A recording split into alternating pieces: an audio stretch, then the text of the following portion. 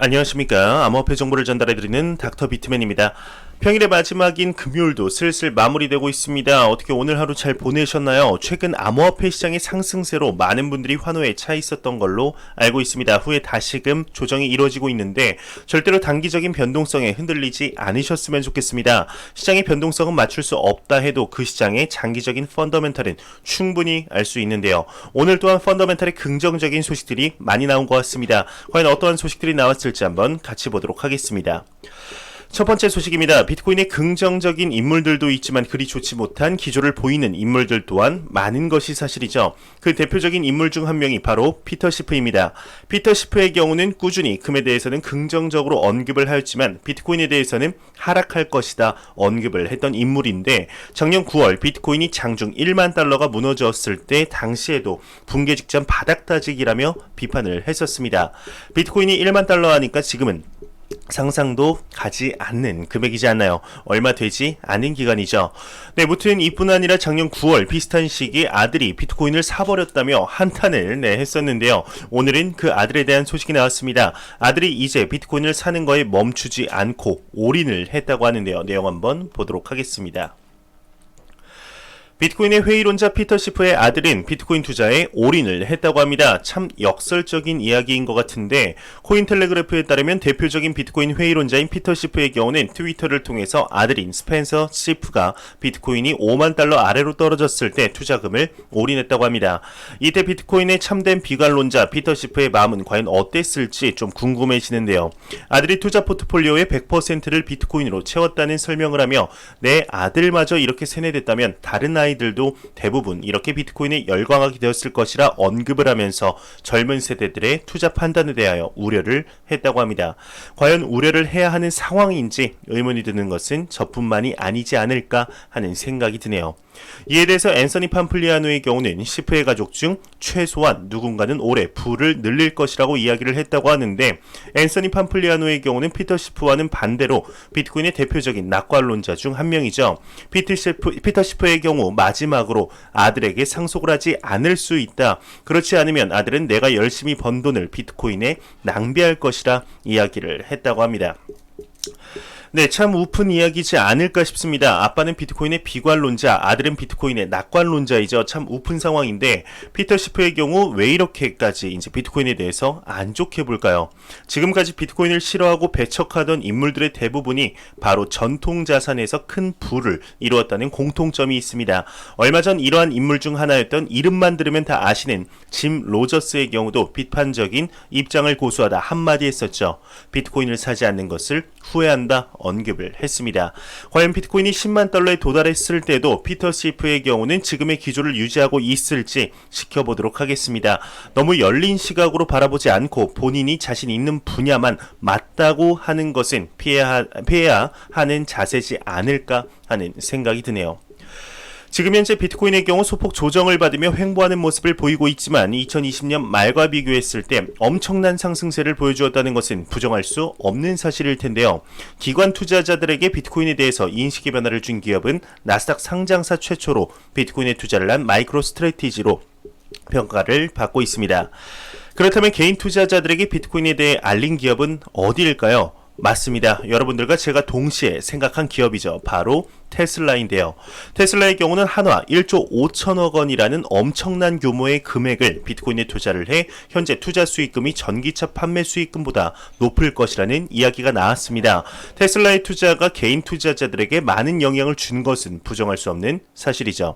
이에 대해 한 여론조사가 나왔는데 무려 37%의 인원들이 테슬라의 영향, 앨런 머스크의 영향을 받고 투자까지 고려를 해봤다고 합니다. 이에 관한 내용 한번 보도록 하겠습니다.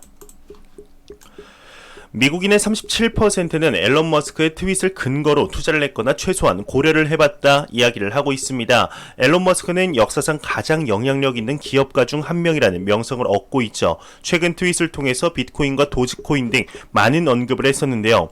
미국의 3만 명 이상을 상대로 이에 대해 여론조사를 했다고 합니다. 이 중 37%의 사람들은 앨런 머스크의 영향으로 투자를 했거나 고려한 적이 있다고 답을 했다고 하네요. 이는 테슬라와 앨런 머스크의 영향력이 엄청나다고 볼 수 있을 것 같습니다. 과연 테슬라가 추가적으로 비트코인에 투자를 할지, 아니면 테슬라를 시작으로 이름만 들으면 아는 기업들의 투자 러쉬가 추가적으로 이어질지 많은 의견들이 나오고 있는데, 테슬라의 1조 5천억 원이라는 투자가 암호화폐 시장 관점 매우 긍정적으로 작용한 것은 사실인 것 같습니다.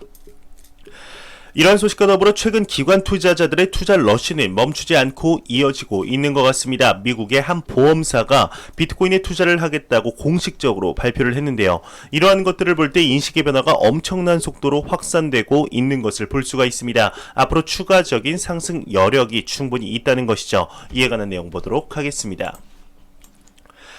미국의 보험회사 아메리칸 레지덴셜 워런티의 경우는 비트코인 투자를 발표했다고 합니다. 이뿐 아니라 결제 이용도 검토를 하고 있다고 하는데요.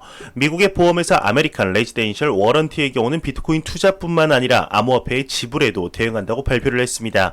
아메리칸 레지덴셜 워런티의 경우는 미국 50주 전역의 서비스를 재개하고 있는 주택보험 쪽에서도 알아주는 대기업이라고 하는데요. 기업의 최고 수익 책임자라고 하는데 이러한 직책 이름은 처음 봐서 좀 신기한 것 같습니다. 기업의 최고 수익 책임자 조시 브라우저의 경우는 우리는 투자 포트폴리오의 확대와 현금 수익률의 증가를 위해 비트코인에 대한 투자를 하는 전략적 결정을 하였다 이야기를 했습니다. 엄청난 금액을 운용하는 이러한 대기업에서 기존의 구조를 파괴하고 새로운 투자 포트폴리오를 구성하는 일은 쉬운 일만은 아니었을 것입니다. 하물며 개인들도 본인들의 포트폴리오를 짜는데 엄청난 노력을 하죠. 다른 사람들의 돈을 관리하는 보험회사에서 본인들의 포트폴리오에 비트코인을 추가했다는 것은 절대로 쉽게 생각할 게 아니라고 생각을 합니다. 중요한 것은 이러한 기업들이 계속해서 증가를 하고 그 숫자가 가파르게 증가를 하고 있다는 것이죠. 이뿐 아니라 암호화폐를 지불수단으로서도 사용하겠다는 것을 보면 암호화폐 시장의 장기적인 가치가 지금 현재에 비해서 상당히 높을 것이다 판단을 한 것이 아닐까 싶습니다. 현재 암호화폐 시장을 보면 개인 투자자들의 경우는 중단기적인 가격의 변화에 민감하게 반응하시는 분들이 많은 것 같습니다. 그래도 제 구독자분들과 투자자분들은 장기 투자하시는 분들의 비율이 많은 것 같은데, 여러 사람들을 만나다 보면 암호화폐 시장을 주식처럼 장기 투자를 한다기보다 거래소에 100만원 정도 넣고 게임하듯이 하시는 분들의 비율이 더욱 많은 것이 사실입니다. 그러한 분들에게 이제 암호화폐 시장이 어떤 것 같냐 물어보면 하나같이다, 도박이다, 그냥 가볍게 즐기는 거다 이야기를 많이 하는데요. 그러한 분들에게는 죄송하지만 암호화폐 시장을 믿고 장기적인 투자를 하는 우리 같은 장기 투자자들에게 있어서는 오히려 더욱 상승할 가능성이 있다고 믿게 만드는 시그널인 것이죠. 현재 이러한 움직임이 개인 투자자들에게도 퍼지려면 아직 멀었다고 생각을 합니다. 절대로 단기적인 가격의 변동성에 흔들리지 마시고 펀더멘탈을 보며 여유 자금으로 투자를 하셨으면 좋겠습니다. 꾸준히 투자를 하시다 보면 성장해 있는 시장과 더불어 성장해 있는 본인의 자산을 볼 수 있지 않을까 하는 생각이 드네요.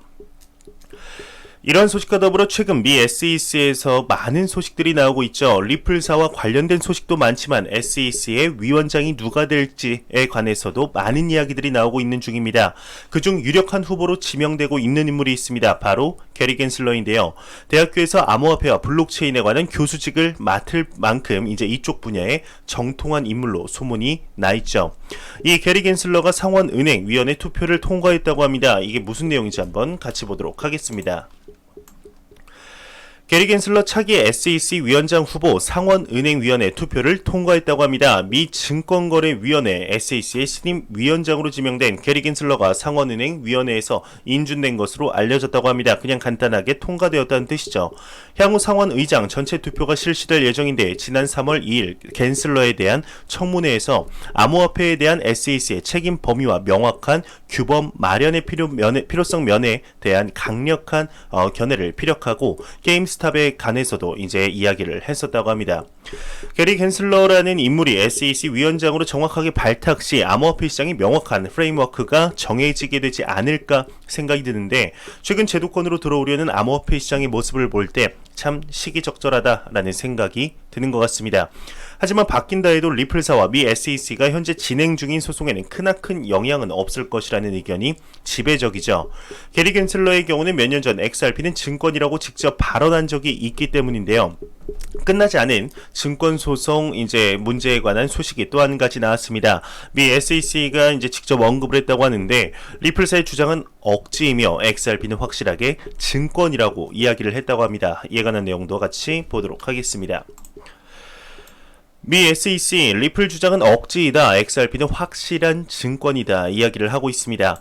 미 SEC의 경우는 기소 내용에 대한 리플사의 방어 논리가 부적절하다는 주장을 법원에 전달했다고 합니다. SEC의 경우는 리플이 XRP 미등록 증권 판매 혐의를 부인하기 위해 내세운 논리는 법적으로 부적절하다는 내용의 서한을 공식적으로 제출했다고 하는데 서한은 SEC가 XRP의 증권 가능성에 대한 공정한 의무를 다하지 않았다는 리플의 주장과 소송 기각 움직임을 저지하기 위한 조치로 풀이된다고 합니다.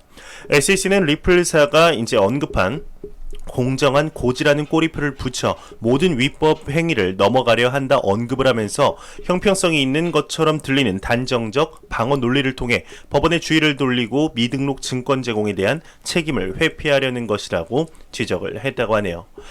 참 이 지긋지긋한 법적 공방이 짧은 시간 안에 끝나지 않을 것 같습니다. 리플사의 SEC가 미리 말을 했어야 되지 않냐? 왜 이제 와서 그러냐? 그러면 이더리움은 왜 증권이 아니냐? 계속해서 이야기를 하고 있죠. SEC는 또 이에 대해서 명확하게 이야기를 하지 않고 주위를 빙빙 도는 이야기만 하면서 소송이 끝나지 않고 있는데요. 현재 영국과 일본의 경우는 XRP가 증권이 아니다. 명확하게 판명이 나 있지만 미 SEC의 경우는 참 안타까움만 가중되는 것 같습니다. 언제 끝날지 모르는 이 싸움이 과연 XRP 미래에 어떠한 영향을 미치게 될까요? 개인적으로 항상 말씀드리지만 기간의 문제이지 절대로 XRP가 증권으로 판명나는 일은 없다고 생각이 드는데 이 싸움이 좀 오래 가지 않을까 생각이 듭니다. 이 싸움이 지속될수록 XRP의 투자자들의 마음은 시커멓게 타들어가고 있죠. 빨리 끝내길 바라보겠습니다.